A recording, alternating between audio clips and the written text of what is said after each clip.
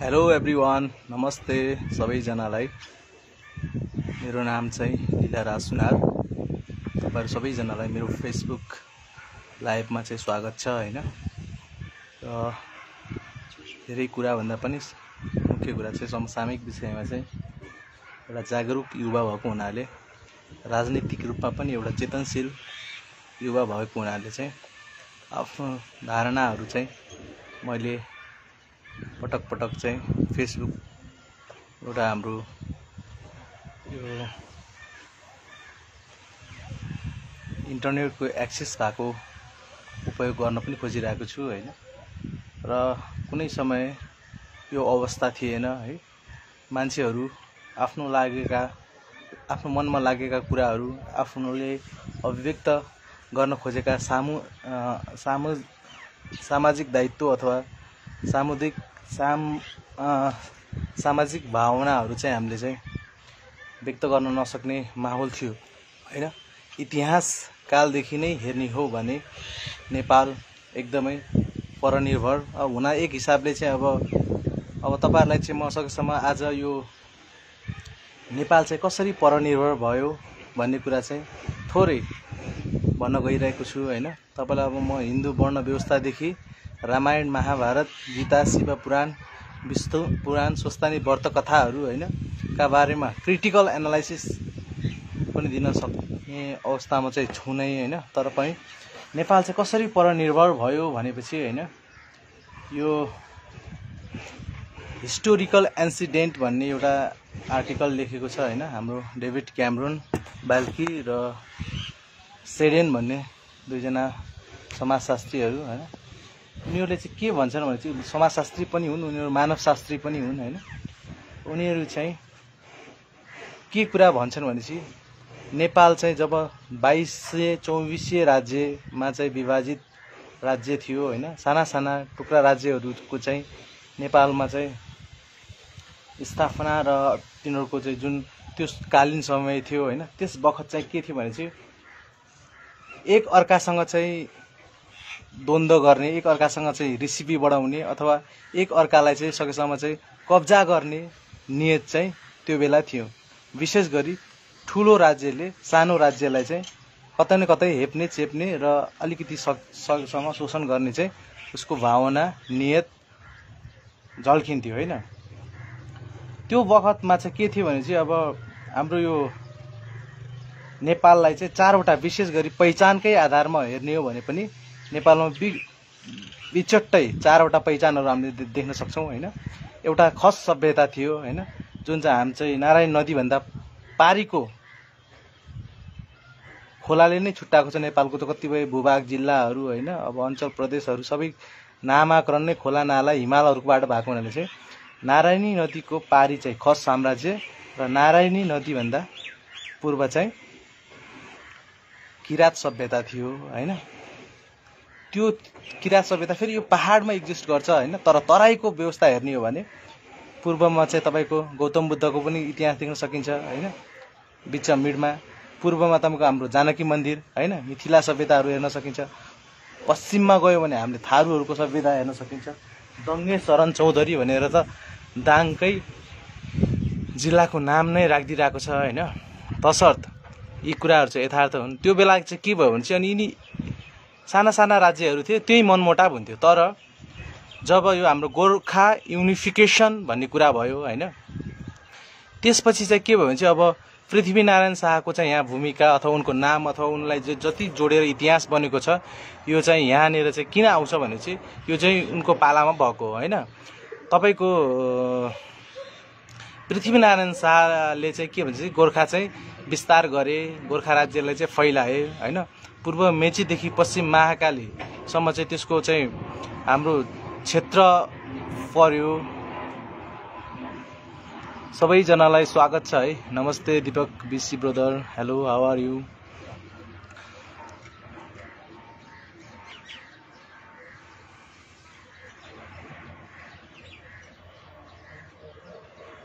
फेरि समस्या यही छ कि यहाँ नमस्कार फिर्ता गर्नु पर्यो भने चाहिँ यहाँ टपिक चाहिँ भुल्ने महाअभियान फेरि चल्न सक्छ हैन। किनकि यहाँ हाम्रो टपिकहरूको चाहिँ कमी चाहिँ छैन नेपालमा हैन। हरेक इस्युमा हामी चाहिँ बोल्न सक्छौँ हैन। रिसेन्टली हेर्ने हो भने पल शाहको केसलाई, समीक्षा अधिकारी बहिनीको केस, पल शाह हाम्रो दाजुको केस हैन, त्यसलाई पनि हेर्न सक्छौँ। सँगसँगै एमसीसी पास भयो भन्नुहुन्छ हैन, त्यसलाई पनि हेर्न सक्छौँ हामीले। सँगसँगै रामेछापमा एउटा नेवारको घरमा एउटा त्यहाँको चाहिँ दलित सानो बच्ची नाबालिका छिर्दाखेरि उसले पाउनु परेको शारीरिक, मानसिक, सामाजिक यातना त्यो पनि देख्न सक्छौँ हैन। ज्ञानेन्द्र शाही राप्रपामा लागेर हाम्रो राजा, हाम्रो देश प्राणभन्दा प्यारो छ र नेपाल हिन्दू राज्य, हिन्दू गणराज्य र राजा सहितको हिन्दू राष्ट्र माग गर्नलाई उहाँ राप्रपामा जानुभएको छ र उहाँहरूले चाहिँ एकदमै लगानी पनि गर्नुभएको देख्न सकिन्छ हामीले हैन। ठुला ठुला कार्यक्रमहरू, सभाहरू हैन, अरू खानपिनका कार्यक्रम पनि होलान् हैन, अथवा कसरी हुन्छ हैन, मान्छेहरूलाई एक ठाउँमा ल्याउनु मजाकको कुरा चाहिँ छैन। त्यहाँतिर लगानी पनि गरिरहेको देखिरहेको छु हैन। तर संसार र यो विश्व 21औं शताब्दीमा हामीले चाहिँ के उपलब्धि गर्यौं हैन, र अहिलेको चाहिँ समयलाई चाहिँ वैज्ञानिक युग किन भनिरहेको छ हैन, यो कुराहरू चाहिँ हामीले महत्त्वपूर्ण तरिकाले चाहिँ बुझ्न जरुरी छ हैन। गोर्खा युनिफिकेसन त भयो हैन, नेपालको एउटा भूमि चाहिँ एकीकृत गरियो, तर यस भूमिभित्र बस्ने मान्छेहरूको समान अधिकारको चाहिँ प्रत्याभूति गर्न चाहिँ पाएको छ कि छैन।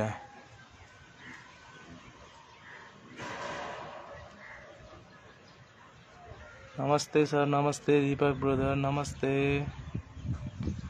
हेलो हेलो हेलो सबैजनालाई नमस्कार है, सबैजनालाई स्वागत छ। हाम्रो चाहिँ अब टपिक चाहिँ समसामयिक विषयमा नै कुरा गर्न गइरहेको छौँ हैन, र अलिकति अगाडिदेखि चाहिँ म लाइभमा बसेको हुनाले चाहिँ यो केही टपिकहरू चाहिँ हाम्रो छुट्न पनि गएको छ हैन। त्यसको लागि चाहिँ म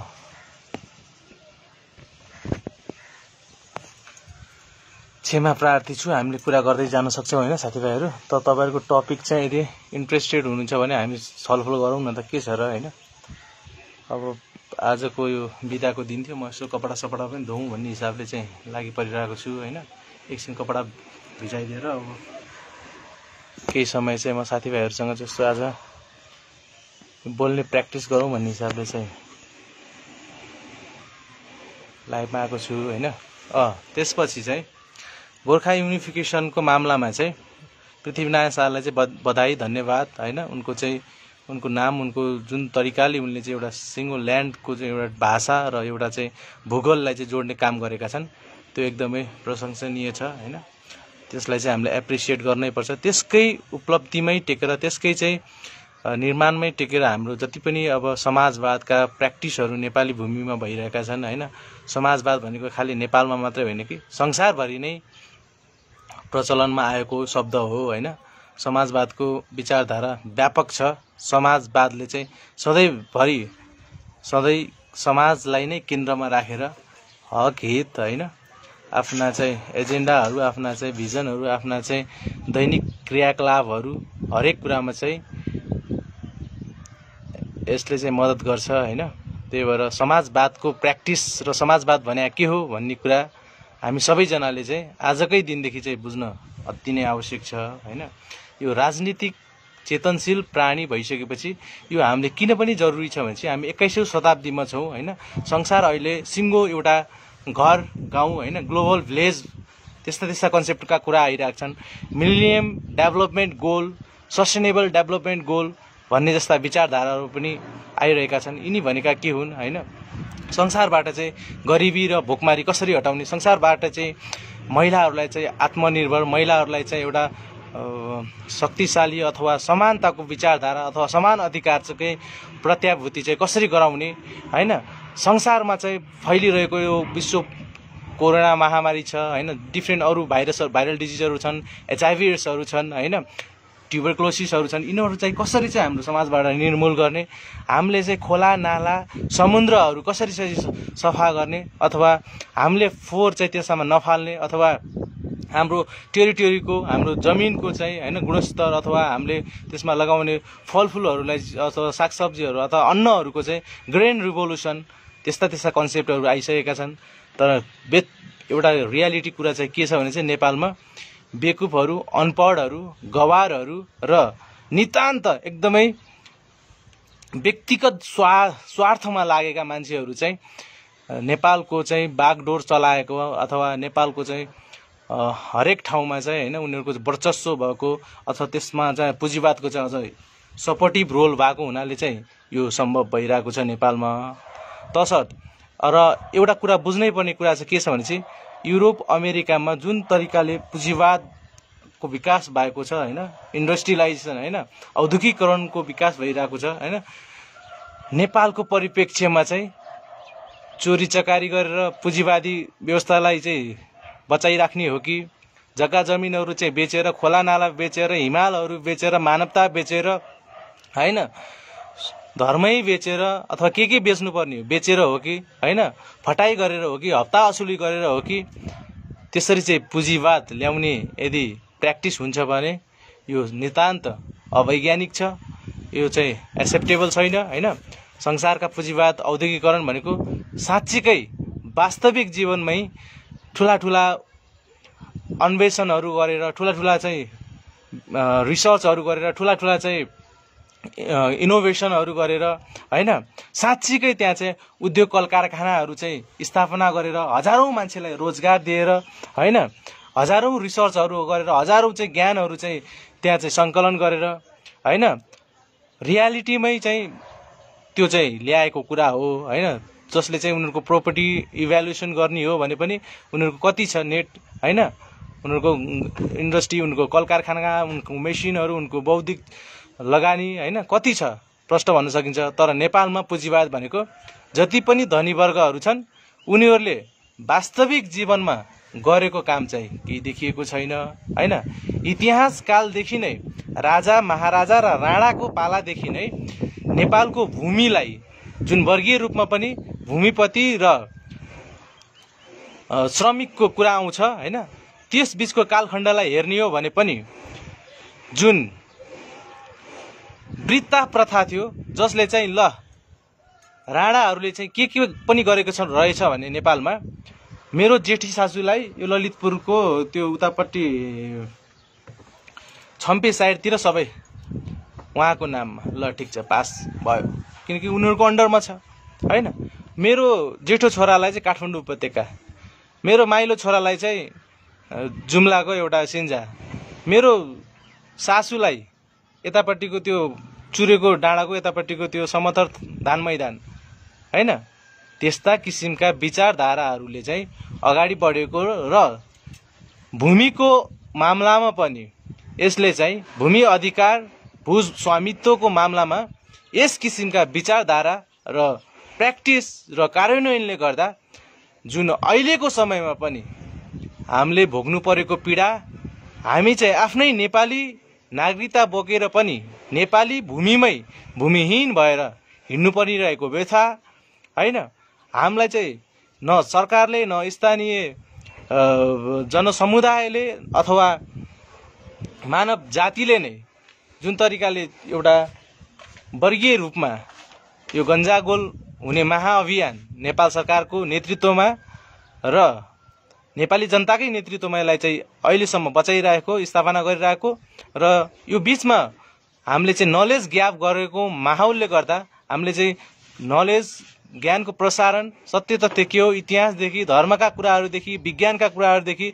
नैतिक शिक्षाका स्वास्थ्यकादेखि लिएर एक्सर्साइजकादेखि लिएर हैन हरेक कुराहरू चाहिँ हामीले चाहिँ गर्न अति नै आवश्यक छ। त्यसको नेतृत्व नेपाल सरकार नै हुनुपर्छ र नेपाल सरकारकै नेतृत्वमा समाजवादी प्र्याक्टिस अबका दिनमा हुनु पर्यो र समाजवाद भन्ने विचारधारा सबैको प्रिय विचारधारा बनाउन सम्पूर्ण राजनीतिक पार्टीका कार्यकर्ताहरू, हाम्रा युवाहरू, हाम्रा सबैजना जनसमुदायहरू चाहिँ लाग्नुपर्छ हैन। राजनीति नै अब सबै व्यक्तिहरूले चाहिँ बुझ्न जरुरी छ हैन। एक्टिभली गरे पनि हामीले प्यासिभली गरे पनि हाम्रो जनसङ्ख्या एकदमै कम छ। भारतको जनसङ्ख्या 130 करोड छ, जहाँ चाइनाको जनसङ्ख्या 140-45 करोड छ, जहाँ अब हामी 3 करोड जनसङ्ख्या। नेपालमा भएको यत्रो स्रोत साधनहरू भरिपूर्ण छ, यत्रा ह्युमन रिसोर्सेस, हाम्रो जति युवाहरू विदेशमा हुनुहुन्छ उहाँहरू नेपालमा नभए तापनि उहाँहरूको स्वास्थ्य एकदमै राम्रो छ भन्ने हामीले चिताउँछौँ र उहाँले दैनिक रूपमा केही न केही अर्थोपार्जन गर्नुभएको छ, पैसा कमाउनु भएको छ। यो नै हाम्रो अहिलेको वास्तविक अवस्थाको लागि चाहिँ एउटा राम्रो पनि छ, यसलाई अवसरमा पनि लिन सकिन्छ हैन। तर नेपालको अर्थतन्त्र चाहिँ अब टाउकोमा चाहिँ 58,000 ऋण लागेको छ साथीभाइहरू सबैजनाको हैन। यो कुराहरू पनि बुझौँ र योग्य मान्छेलाई हैन नेता बनाउनतिर लागौँ, हाम्रोलाई भन्दा पनि राम्रोलाई, र राम्रो भन्दा पनि हामी भन्ने चाहिँ विचारधारा र समाज भन्ने विचारधाराको चाहिँ व्यापक रूपमा नेपाली जनसमुदायमाझ यो शब्द लोकप्रिय र प्रयोगमा आउनुपर्छ र यसको महत्त्व बुझाउन सम्पूर्ण नागरिक सँगसँगै नेपाल सरकार नै अग्रपन्थीमा आएर लागोस्। अहिलेलाई धन्यवाद। अब म कपडा दिन्छु फाइज। कृषि क्रान्ति अथवा आर्थिक क्रान्ति गर्न जरुरी छ। आर्थिक क्रान्ति बिनाको कार्य अधुरै रहन्छ। एकदमै ठिक भन्नुभएको छ हाम्रो कर्ण गोतामे दाजु हुनुहुन्छ हैन। Please sir call me. यो हजुर हुनुमा छ र सबैजनालाई बाई नमस्ते हैन।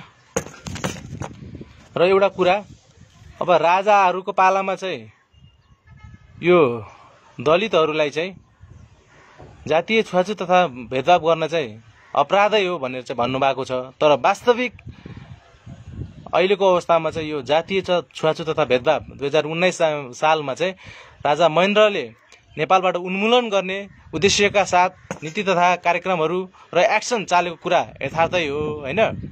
तर अहिलेको 2078 मा आउँदा पनि वर्तमान घटना हैन, रामेछापको शेरबहादुर श्रेष्ठ र उसको धर्मपत्नीले एउटा नेपाली थरगरेकी एउटा सार्की महिलालाई 4 घण्टा घरमा बाँधेर सिस्नो पानी लगाउने सँगसँगै 17 घण्टा बाहिर दलेनमा बाँधेर जुन यातना दिएको छ, जुन बच्चीलाई त्यत्रो अपमान गर्दा चाहिँ एउटा दलितको केस भयो भनेर कोही नबोल्ने। तर समीक्षा अधिकारीले चाहिँ आफ्नो भर्जिनिटी चाहिँ 15 वर्षकै उमेरमा हाम्रो सम्मानित कलाकार पल शाहले चाहिँ तोडिदिनु भयो हैन। उहाँबीच चाहिँ गहिरो माया प्रेम हैन, चाटाचाट थियो हैन। उहाँहरू चाहिँ राम्रो इन्कम गर्नुहुन्थ्यो, उहाँ चाहिँ एकदमै सरसफाई, हेल्दी, चस्मा, गाडी ल्यान्ड रोभर, ल्यान्ड क्रुजर र मान सम्मान पब्लिकले दिएको त्यो पनि भन्न डिजर्भ गर्नुहुन्छ हैन।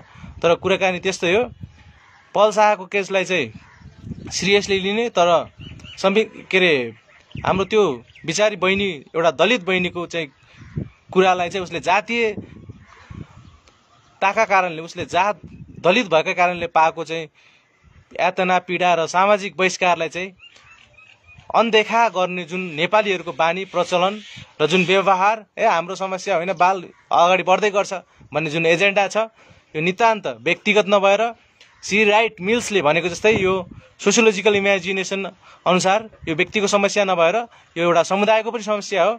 र नेपाल सरसफाई महाअभियानमा जातीय छुवाछुत तथा भेदभाव, छाउपडी प्रथा, दाइजो प्रथा, महिला पुरुष बीच चरम विभेद, दाइजो प्रथा के छन्, यी समस्याको चाहिँ पूर्ण रूपमा सफाई हुन जरुरी छ। र सँगसँगै हामी यो फोहोर मैलाहरू, कागजका फोहोरहरू, प्लास्टिकहरू, प्याडहरू हैन, दिशा पिसाबै जे भए पनि हामी सफा गर्ने महाअभियानमा अगाडि बढिरहेका छौँ र यसमा बरु सबैजना चाहिँ आबद्ध हुनुहोस् हैन।